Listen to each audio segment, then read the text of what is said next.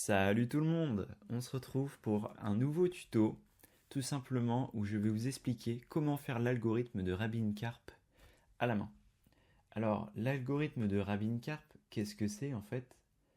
C'est tout simplement un algorithme de recherche de texte d'une chaîne de caractères dans une autre chaîne de caractères. Donc en fait, c'est un peu comme l'algorithme de Boyer-Moore-Spool, si vous avez vu de la précédente vidéo que j'ai faite dessus. Donc l'objectif, c'est de chercher dans un long texte, tout simplement par exemple un mot ou une chaîne de caractères assez simple. Alors moi, je vais vous expliquer comment faire cet algorithme à la main, dans un exemple concret, où on va avoir cette chaîne de caractères ici, et on va rechercher le mot abracadabra. On va rechercher ce mot-ci dans ce texte en quelque sorte. Alors ce qu'on va commencer à faire tout d'abord, c'est numéroter nos différentes lettres en partant de la droite vers la gauche. Donc le A ici sera en position 0, le R en 2, etc., etc. Donc ça, on va commencer à le faire, ça aura son importance par la suite. Parce qu'en fait, avant de commencer l'algorithme de Rabin-Karp, on va avoir besoin de quelques informations. Donc on a besoin de cette information-là. On a aussi besoin de l'information de quel alphabet est formé notre mot. C'est-à-dire, quelle lettre peut-on retrouver dans notre mot. Donc on voit bien qu'on peut retrouver un A, un B, un C, un D et un R. C'est-à-dire qu'avec toutes ces lettres, si on les concatène entre elles, si on concatène plusieurs lettres de cet alphabet, on peut reformer le mot abracadabra. On va avoir besoin aussi du cardinal de notre alphabet, c'est-à-dire le nombre d'éléments distincts dont est composé notre alphabet. Donc nous, on a un A, un B, un C, un D, un R, donc le cardinal sera de 5. 1, 2, 3, 4, 5. Ce qu'on va faire aussi, c'est qu'on va associer à chaque lettre de notre alphabet une certaine valeur. Cette valeur, c'est sa position dans l'alphabet. Par exemple, le A vaudra 0, le B vaudra 1, le C vaudra 2, le D vaudra 3 et le R vaudra 4. Donc on a déjà presque toutes les informations utiles. Ce qu'il va falloir aussi définir, c'est modulo combien on va travailler. Parce que ensuite, je vais vous expliquer que l'algorithme de Rabin-Karp fonctionne en fait avec une fonction de hachage.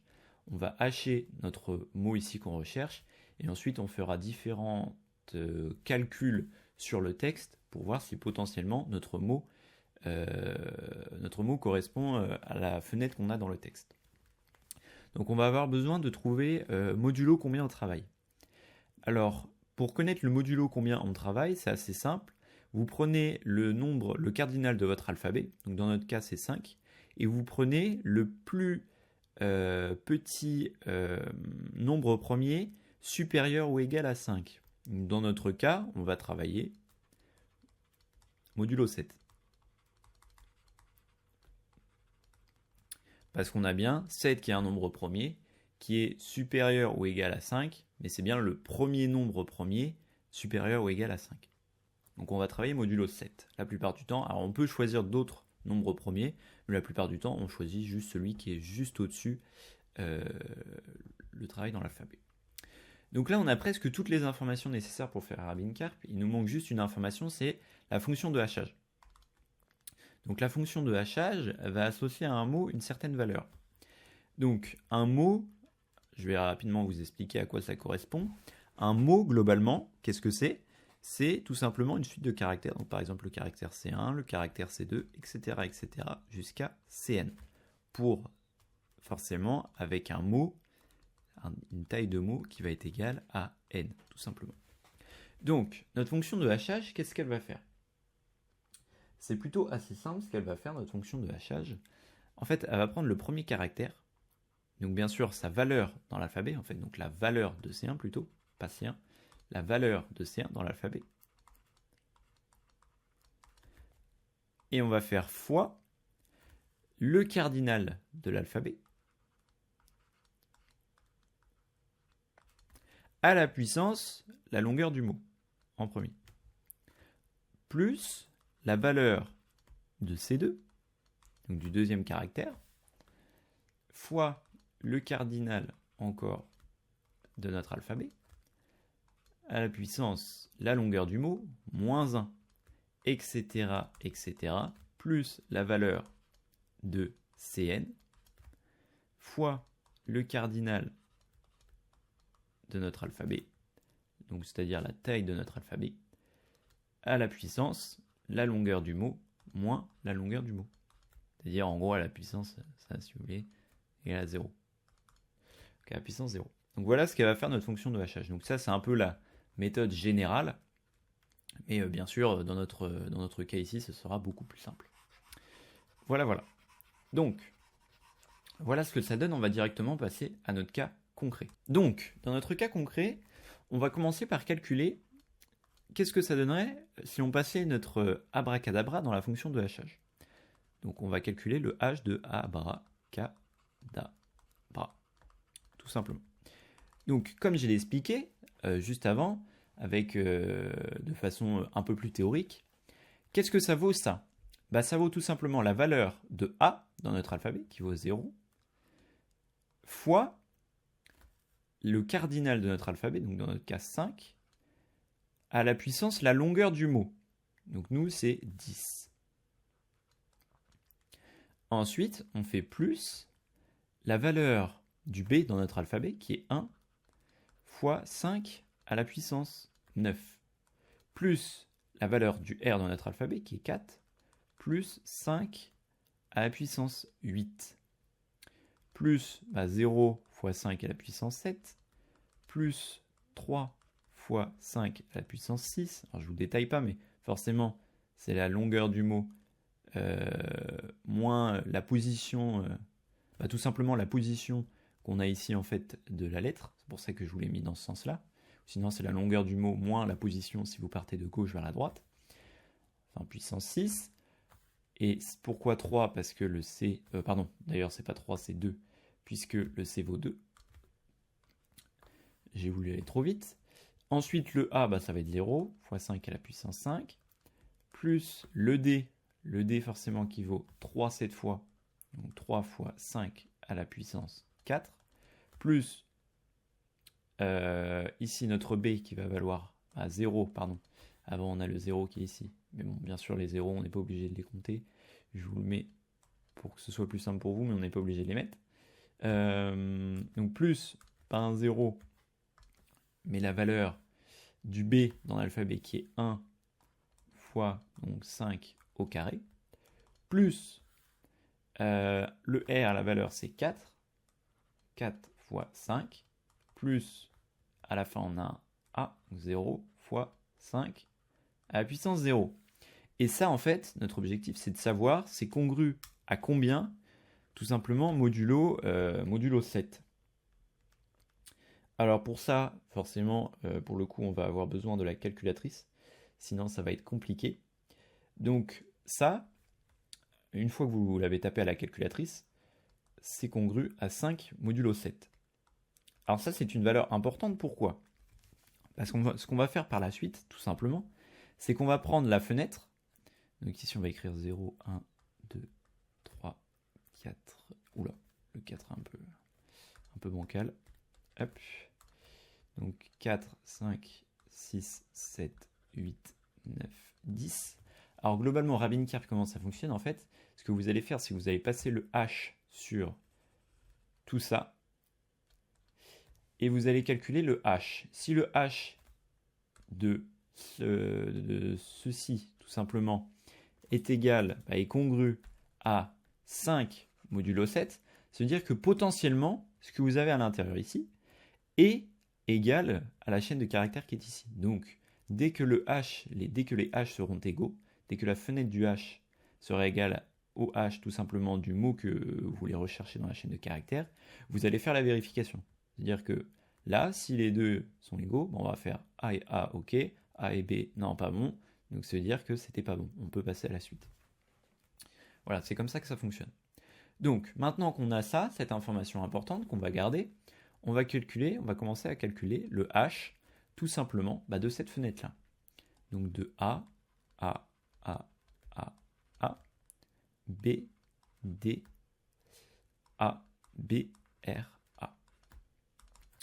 Donc, ça vaut combien ? Donc ça vaut 0 plus, alors je ne vais pas vous mettre à chaque fois les puissances, mais 0 plus 0, plus 0, plus 0, plus 0, plus, donc là, on ne va plus avoir de 0 parce que la valeur de b, c'est 1. Donc ce sera 1 fois 5 à la puissance 5, tout simplement, plus tout simplement la valeur de d dans notre alphabet qui est 3 fois 5 à la puissance 4, plus la valeur de a, donc c'est 0, plus le b qui vaut encore une fois 1, donc 5 au carré, plus la valeur de notre r qui vaut 4 fois 5, plus 0. Et ça, comme je l'ai dit, on va chercher à calculer, c'est congru à combien modulo 7. Alors, on va directement faire le calcul à la calculette. Ça donne congru à 5 modulo 7. Alors, vous pouvez vérifier par vous-même avec votre calculette. Donc, ça donne congru à 5 modulo 7. Et là, on se dit, ah, ok, c'est la même congruence qu'on a juste au-dessus. Donc, ce qui va se passer là, ce qu'il va falloir faire, c'est tout simplement vérifier lettre par lettre pour voir si le mot est égal. Si le mot est égal, c'est qu'alors, tout simplement, si tout simplement toutes les lettres sont égales, c'est que le mot a été trouvé, et on peut noter tout simplement la position à laquelle était la fenêtre. Donc, c'est-à-dire, ici on regarde le A et le A, c'est bon, le B et le A, c'est pas bon. Ça veut dire que les deux chaînes de caractères ne sont pas les mêmes, et qu'on peut donc passer à la suite. Donc la suite, ça correspond à quoi? C'est tout simplement la fenêtre qu'on va décaler d'un cran, c'est-à-dire qu'on va partir d'ici, on va calculer le h de tout simplement ceci. Donc, maintenant qu'on a calculé le h de celle-ci, il faut calculer le h de la fenêtre suivante, c'est-à-dire tout simplement le h de A, B, D, A, B, R, A. Alors pour calculer ce h, en fait, vous avez deux possibilités. Soit vous utilisez exactement la même technique qu'avant, mais ce qui va être assez long, soit vous utilisez une autre méthode qui est plus générale et qui justement fait que Rabin-Karp est en fait assez efficace comme algorithme dans certains cas. Alors, je ne vais pas vous donner la formule générale, je vais donner juste le cas particulier, mais si vous écoutez bien ce que je dis, vous pourrez retrouver, je pense sans souci, la formule. Donc, ce que vous allez faire, c'est que vous allez faire tout simplement là, le cardinal de notre alphabet, c'est-à-dire nous 5, fois, entre parenthèses, la valeur de l'ancien h, c'est-à-dire 5, modulo 7 bien sûr, donc 5, moins la valeur de la lettre qui n'est plus présente dans notre h actuel. Vous avez bien vu qu'on s'est décalé d'un cran et qu'il n'y a plus le a, c'est-à-dire en gros la valeur de la première lettre du h précédent. Donc la valeur c'est 0 fois le cardinal de notre alphabet, c'est-à-dire 5, à la puissance tout simplement 10, parce que c'est la longueur de notre mot. On ferme la parenthèse, plus la valeur de la nouvelle lettre, donc c'est-à-dire de la dernière lettre du h actuel, qui est un a, donc 0. Et ça, on le veut modulo 7. Et ça, si on calcule, 20 modulo 7, c'est pas très compliqué, c'est congru à 4 modulo 7. Et là, en fait, qu'est-ce qui se passe? On regarde 4 modulo 7, ce n'est pas 4 modulo 7, ce n'est pas la même chose que 5 modulo 7. C'est-à-dire qu'il n'y a aucune chance que ce qu'il y a là-dedans ce soit égal à ce qu'il y a ici. Donc on peut directement passer au h suivant. C'est-à-dire le h de A, B, D, A, B, R, A, B. Parce que si je décale encore d'un cran, bien sûr, on va se retrouver sur ça. Excusez-moi, c'est très dégueu. Mais... Voilà. Donc on refait la même méthode. Le cardinal de notre alphabet qui est 5.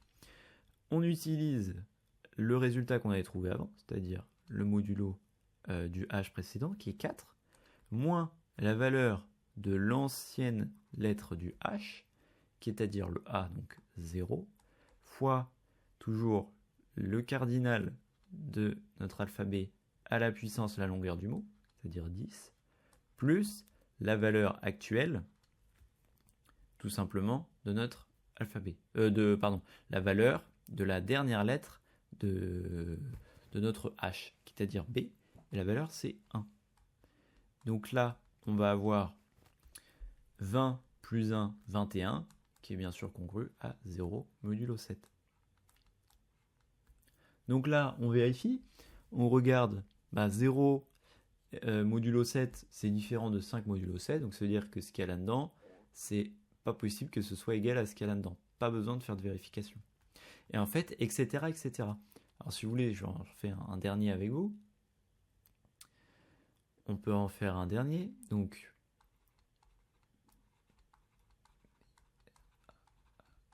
B avec un R.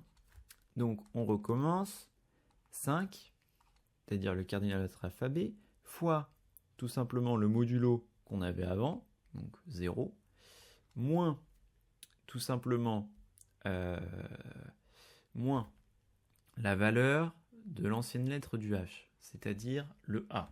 Donc 0 fois 5 à la puissance 10, plus tout simplement la valeur de la dernière lettre de notre H, qui est ici 4. Donc si on veut modulo 7, donc bien sûr tout ça, ça vaut 0, donc c'est congru à 4 modulo 7. Et là, ce qu'on fait en fait, c'est qu'on vérifie, est-ce que 4 modulo 7, c'est la même chose que 5 modulo 7? Bien évidemment non. Donc s'il y a là-dedans, c'est improbable que ce soit le même caractère que ça. Et en fait, tout simplement, ce qu'on fait en fait, c'est qu'on décale à chaque fois la fenêtre d'un et on vérifie à chaque fois si les H sont égaux, et si les H sont égaux, on vérifie que chaque caractère sont les mêmes. Voilà. Donc, si vous voulez, je vous retrouve quand j'ai calculé tous les H et qu'il ne reste donc plus que, qu'il ne vous reste plus qu'à vérifier vos résultats. Bon, tout le monde. Alors, j'ai calculé la totale, donc il y en a quand même quelques-uns. Après, ça va relativement vite. Mais aussi, si on vous demande de faire quelque chose à la main, ce sera rarement aussi compliqué. Là, c'est juste que je voulais faire un truc assez compliqué pour vous expliquer ou que vous soyez sûr. Donc voilà globalement ce que ça donne. Donc voilà, vous avez vos différents résultats si vous voulez vérifier. Donc là, on peut quand même remarquer que choisir le 7 par rapport au modulo, c'était une très bonne idée. Parce qu'on a eu beaucoup d'endroits où en fait on n'avait aucune correspondance, ce qui fait que les calculs en fait dans un cas réel auraient été extrêmement rapides. Pour un ordinateur bien sûr. Bon, pour nous c'est assez lent, mais... Parce qu'en fait ça veut dire qu'il y aurait eu très peu de vérification lettre par lettre à faire. Donc là on aurait été presque sur un haut de la longueur du texte moins la longueur du mot. Ce qui est quand même plutôt vraiment bon. Voilà. Donc j'ai à peu près terminé. Là j'ai fini l'algorithme. Donc bien sûr s'il y avait eu une suite, en fait il suffit de ressauter une case, même si on a trouvé quelque chose. En fait on enregistre juste l'emplacement à l'endroit où on a trouvé le truc. Et ensuite il ne reste plus qu'à continuer petit à petit les calculs. Donc voilà, je vais juste vous mettre rapidement une image, si vous voulez, de la formule générale pour mettre à jour la table de hachage à partir de la précédente. Je vais vous mettre l'image pendant 10 secondes à la fin de la vidéo, comme ça si vous voulez votre cas général, vous pourrez avoir ça. Donc j'espère vous avoir été utile. Si vous avez des questions ou quoi que ce soit, n'hésitez pas à mettre dans les commentaires. N'hésitez pas aussi à mettre un pouce bleu, à vous abonner si ça vous a aidé. Et sur ce, je vous dis à une prochaine vidéo. Ciao.